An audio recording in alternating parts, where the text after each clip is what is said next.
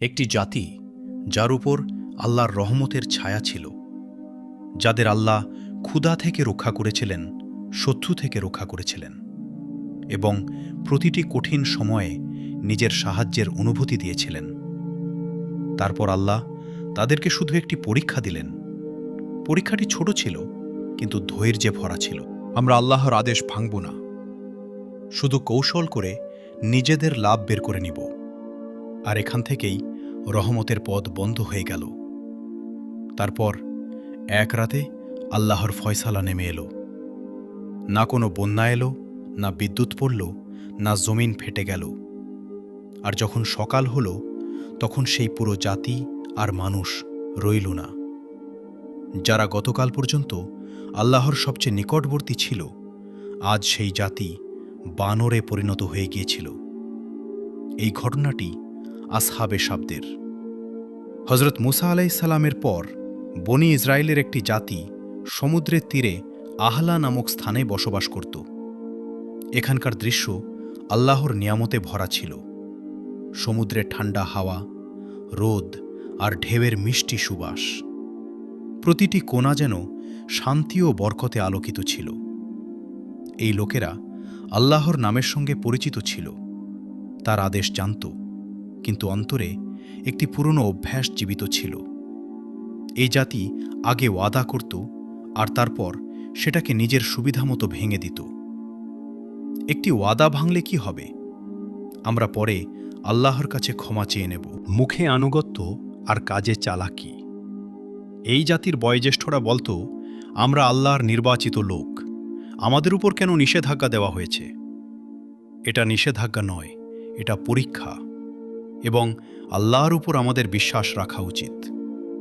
আল্লাহ তাদের অবস্থা দেখে তাদের উপর এমন একটি পরীক্ষা রাখলেন যা তাদের অন্তরের গোপন কথা প্রকাশ করে দেবে। এই জন্য তাদের উপর নিষেধাজ্ঞা দেওয়া হয়েছিল।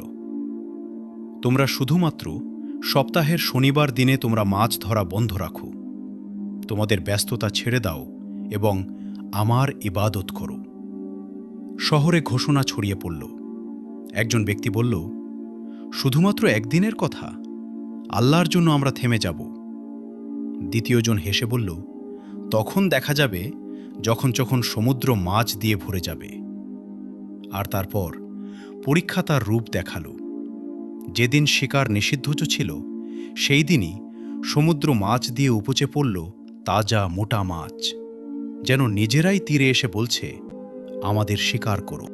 এই জাতির এমন আগে কখনো হয়নি। এটা আল্লাহর পরীক্ষা। রাতের অন্ধকার শহরের উপর ছেয়ে গেল ঘরের ভেতরে। মানুষ উদ্বিগ্ন ছিল। একটি ছোট বিষয় দীর্ঘ ঝগড়ায় রূপ নিত। মাছ শিকার না হওয়ার কারণে ঘরে প্রতিদিন ঝগড়া হচ্ছে। মাছ না ধরার কারণে প্রতিদিন ঘরের মধ্যে ঝগড়া হয়। ঠিক তখনই একটি নীরবতার মধ্যে শয়তান তাদের হৃদয়ে আঘাত হানল। শোনো, এই শনিবার দিনটিতে একটু চালাকি করো। সরাসরি আল্লাহর হুকুম অমান্য করার দরকার নেই, তোমরা শুধু একটু কৌশল করবে।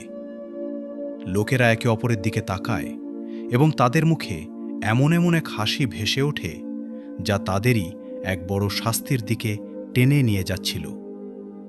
একজন লোক বলল, আমাদের এমন কিছু করতে হবে যাতে সপ্তাহের শনিবার দিনে মাছগুলো জালে আটকে যায়। দ্বিতীয় ব্যক্তি সঙ্গে সঙ্গে বলল, শুধু নালা কেটে দেব, মাছ নিজেরাই জালে আটকে যাবে, তারপর রবিবারে তুলে নেব। আমরাও খুশি থাকব আর আল্লাহও খুশি হয়ে যাবেন। তারপর সেই লোকেরা সমুদ্রের তীরে গেল, নালা খোঁড়া শুরু করল, জাল পেতে দিল এবং নিজেদের চালাকিতে পথ বের করে নিল। বয়োজ্যেষ্ঠরা তাদের বলল, আল্লাহ সব দেখছেন। যুবকেরা হেসে উত্তর দিল, তুমি শোনো, আমরা আল্লাহর কোনো আদেশ ভাঙিনি, শুধু একটি পথ বের করেছি যেটা আমাদের জন্য কল্যাণ বয়ে আনবে। কিন্তু তারা মনে রাখেনি যে চালাকি আর গুনাহর পরীক্ষা আল্লাহর সামনে কখনো লুকিয়ে থাকে না।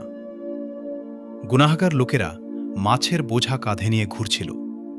তাদের চালাকিতে ভরা হাসি তাদের মুখে দেখা যাচ্ছিল। একজন বয়োজ্যেষ্ঠ জোরে চিৎকার করে বলল, এগুলো সব গুনাহ, আল্লাহর আদেশ ভাঙা, তোমাদের জন্য ধ্বংসের কারণ হবে। তারা হেসে জবাব দিল, আমরা তো শুধু নিজের বুদ্ধি ব্যবহার করছি, শনিবার তো আমরা স্বীকার করিনি। বাজারের কিছু লোক বলতো, তাদের মুখগুলো দেখো, মনে হচ্ছে তারা ভাবে যে তারা আল্লাহকে ধোঁকা দিচ্ছে, কিন্তু বাস্তবতা হল আল্লাহ সব দেখছেন। এই গুনাহের ধারাই তাদের ধ্বংস করে দিবে। মাছ মিলুক বা না মিলুক, আমাদের ব্যবস্থা তো হয়ে যাবে। আমাদের বুদ্ধিতে মাছ পাওয়া শুরু হয়ে গেছে। আমাদের এই নাফরমান লোকদের থেকে আলাদা হতে হবে, যেন আমাদের উপরও আযাব নেমে না আসে। শহরের মানুষ 3 ভাগে ভাগ হয়ে গেল। প্রথম ভাগ, গুনাহগার ওই লোকেরা যারা চালাকি আর হেলা বাহানায় লিপ্ত ছিল আর নিজেদের খুব বুদ্ধিমান মনে করত।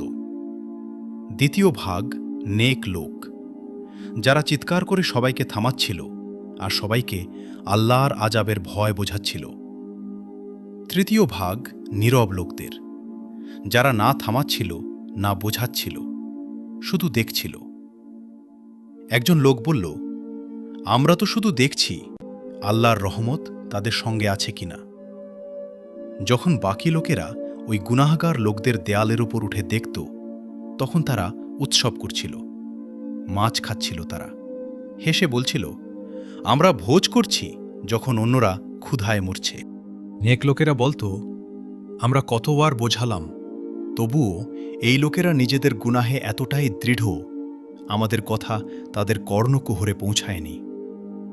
এটা কোনো নাফরমানি নয়, বরং এটা আমাদের বুদ্ধির ফল। আর আল্লাহ আমাদের উপর সব সময় দয়ালু। আর এটাই সেই রাত ছিল যখন সতর্কতার ধারাবাহিকতা শেষ হল এবং ধ্বংসের সময় কাছে এলো। শহরের গলিগুলো নীরব, শুধু সমুদ্রের হালকা ঢেউ আর বাতাসের শব্দ। গুনাহগার লোকেরা পেট ভরে ঘুমিয়ে পড়ল। আর তারপর নীরবতার মধ্যে একটি আওয়াজ, যেন আকাশ দিয়ে বয়ে যাচ্ছে, তোমরা লাঞ্ছিত ও অপদস্থ বানর হয়ে যাও। প্রথমে হালকা একটি ছায়া এলো, তারপর তাদের মুখমণ্ডল বিকৃত হতে লাগল। আঙুলগুলো লম্বা হয়ে গেল, হাত ও পায়ে লোম উঠতে শুরু করল। শ্বাসের শব্দ দ্রুত হয়ে গেল।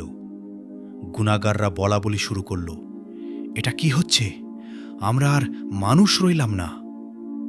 লোকেরা চিৎকার শুরু করে দেয়, একে অপরকে ডাকতে থাকে, কিন্তু তাদের শোনার মতো কেউ ছিল না। আর যখন সকাল হল, তখন শহরে নীরবতা ছিল। নেক লোকেরা যখন দেখল যে গুনাহগার লোকেরা কোথাও দেখা যাচ্ছে না, তখন তারা দেয়ালে উঠে দেখল নিচে মানুষ নেই, শুধু বানর ছিল, সেই পুরনো মানবীয় কাপড়, কিন্তু ভেতর থেকে পশু। এই খবর পুরো শহরে ছড়িয়ে পড়ে। আল্লাহ শনিবারের দিনে শিকারকারীদের বানর বানিয়ে দিয়েছেন।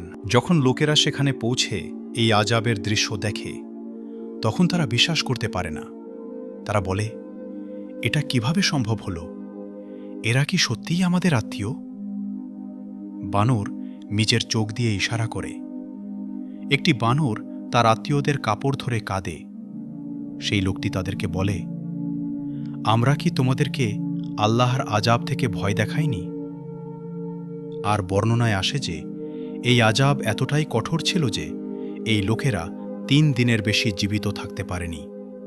না খেয়েছে, না পান করেছে, শুধু তরপাতে তরপাতে শেষ হয়ে গেছে আসহাবে সাবতের অপরাধ। মাছ ধরা ছিল না, তাদের অপরাধ ছিল আল্লাহর আইনের সাথে চালাকি করা। আজও আমরা বলি সুদ, একটি প্রফেট, ঘুষ শুধু একটি ফি, আর মিথ্যা একটি মার্কেটিং টেকনিক। মনে রাখুন, আল্লাহ শব্দকে নয়, নিয়তকে দেখেন। আজ কি আমরাও আসহাবে শব্দের মতো নিজেদের চালাকি আর লোভে পথভ্রষ্ট হচ্ছি? নিজের উত্তর কমেন্টসে জানিয়ে দিন, আর ভিডিওটি লাইক করুন এবং চ্যানেলটি সাবস্ক্রাইব করুন।